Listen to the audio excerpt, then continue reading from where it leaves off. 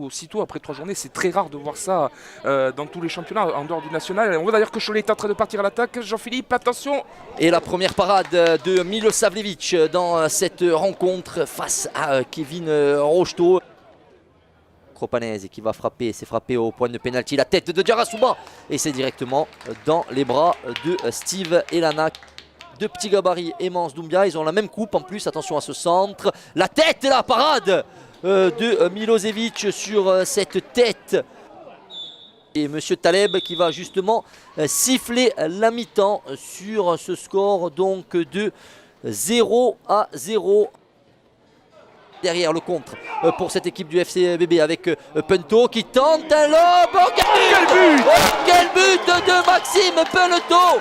Quelle inspiration de l'attaquant du FC Bastia Borgo. On s'attendait à un centre au second poteau et ce ballon piqué, ce ballon fouetté de la part de Maxime Punto qui est allé se loger dans la lucarne opposée de Steve Elana. Doumbia qui peut décaler Bilingui qui a de l'espace, Bilingui qui percute, Bilingui à l'entrée de la surface de réparation, Bilingui qui peut frapper, c'est ce but de Bilingui, 100% de réussite pour Johan Bilingui sur cette frappe contrée à l'entrée de la surface de réparation et le second but pour cette équipe du FC Bastia Borgo.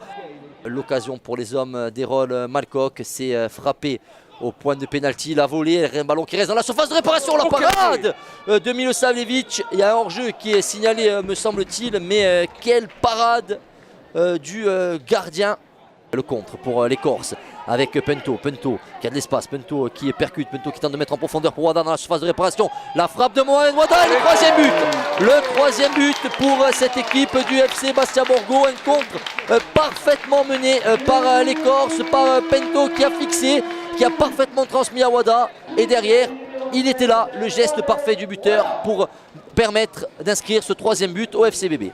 Restez concentré du côté de la défense de Cholet, c'est frappé fort au premier poteau et la bonne parade de Steve Elana.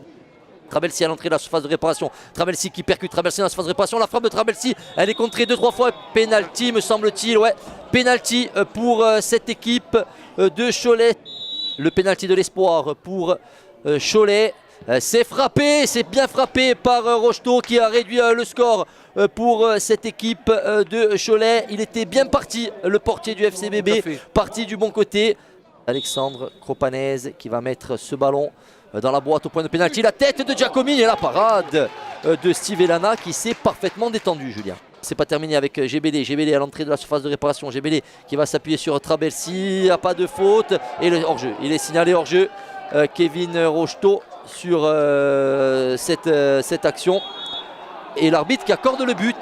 L'arbitre qui accorde le but. Alors un moment de flottement dans cette rencontre parce que le juge de touche a levé son drapeau. Il y avait peut-être une faute réclamée du côté des Corses. Et Monsieur Taleb qui accorde ce but